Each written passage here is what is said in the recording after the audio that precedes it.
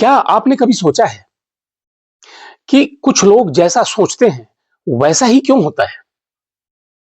क्यों कुछ लोगों की जिंदगी बेहद आसान और मौके खुद चलकर आते हैं, जबकि कुछ लोग कड़ी मेहनत करने के बावजूद खाली हाथ रह जाते हैं? क्या सच में इंसान की सोच, उनकी भावना और उनका इरादा ब्रह्मांड को इंटरेक्ट करता है? तो चलिए इसे हम धर्म की रोशनी में और विज्ञान की आसान भाषा में समझते हैं। विज्ञान की बेसिक लाइन है, एवरीथिंग इज एनर्जी। यानी ब्रह्मांड एक विशाल ऊर्जा तंत्र है। महान वैज्ञानिक निकोला टेस्ला ने कहा था, you want to find the secret of universe, think in terms of energy, frequency and vibration. ब्रह्मांड का राज ऊर्जा, तरंग और कंपन में छुपा है। यानी हम जो देखते हैं, हवा, पानी, पौधे, पहाड़, यहां तक हमारी सोच के पीछे वाइब्रेशन है। क्वांटम फिजिक्स बोलता है, जो यूनिवर्स में कोई भी चीज ठोस नहीं है, सभी वाइब्रेशन का एक समूह है और छोटे छोटे पार्टिकल्स कंपन करते हैं और उसका वो स्वरूप और आकार बनाते हैं। जैसे कि मोबाइल की फ्रीक्वेंसी हम देख नहीं पाते, लेकिन मोबाइल से हम बात करते हैं, वो तरंगे एक दूसरे को कनेक्ट करती है। ऐसे ही ब्रह्मांड से हमारी सोच जब कनेक्ट होती है तो जिंदगी के आयाम हमारी सोच के हिसाब से चलना शुरू हो जाता है। कंपन विज्ञान में रेजोनेंस प्रिंसिपल के अनुसार energy attracts energy of the similar frequency. एक तरह की फ्रीक्वेंसी एक दूसरे को आकर्षित करती है, या ऐसा आप सोचते हैं वैसा आप आकर्षित करते हैं।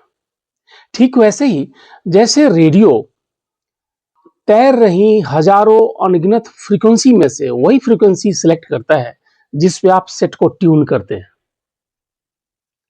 इसी तरह से आपकी सोच, आपकी भावना यूनिवर्स को इंटरैक्ट करता है। असल में जो नहीं दिखता वही दुनिया को चलाता है। अब कमाल की बात सुनिए, ब्रेन हर समय करीब करीब 60,000 थॉट पैदा करता है। ये थॉट सिर्फ सोच नहीं है, बल्कि ब्रेन से निकलने वाला एक इलेक्ट्रोमैग्नेटिक वेव्स है। ये तरंगे हर मन की स्थिति के हिसाब से जनरेट होता है।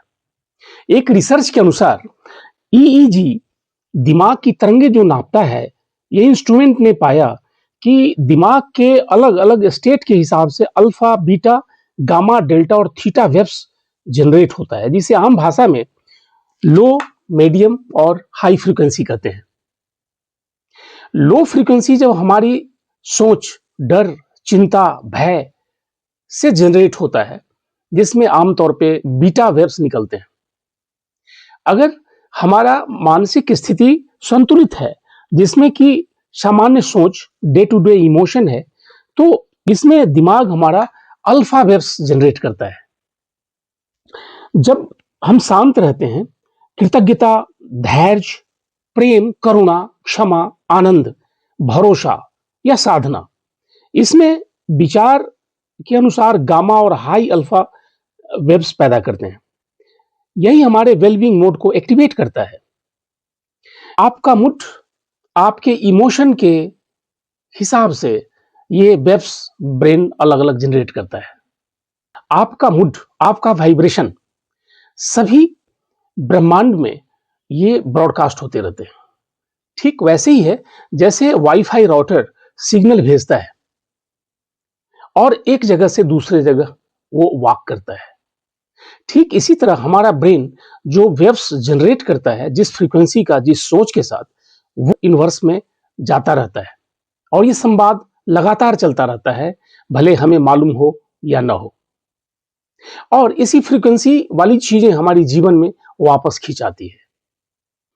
भारत की आध्यात्मिक परंपरा, वेद, गीता, उपनिषद, ये भी बार बार कहते हैं, यथा भावम तदा भवति, जैसी भावना वैसा भविष्य। वही वेद कहता है, आनंदो ब्रह्म, आनंद सर्वोच्च तरंग है। योग दर्शन में भी कहा गया है संकल्प शक्ति, यानी आपकी इच्छा सिर्फ इच्छा नहीं होती, वह ब्रह्मांड की ऊर्जा को दिशा देने वाली शक्ति होती है। तो याद रखिए, ब्रह्मांड दूर नहीं है, वो आपके भीतर ही है, आपके सोच, आपकी भावना और आपकी ऊर्जा में। अगर आप जिंदगी में उत्तम स्वास्थ्य, अच्छे रिश्ते और सफलता चाहते हैं, तो अपने विचारों की फ्रीक्वेंसी को उच्च स्तर पर रखिए। जैसे ही आपके अंदर की फ्रीक्वेंसी चेंज होगी, आपकी बाहर की दुनिया स्वतः परिवर्तित होने लगेगी। तो जुड़े रहने के लिए धन्यवाद। अब जय हिंद।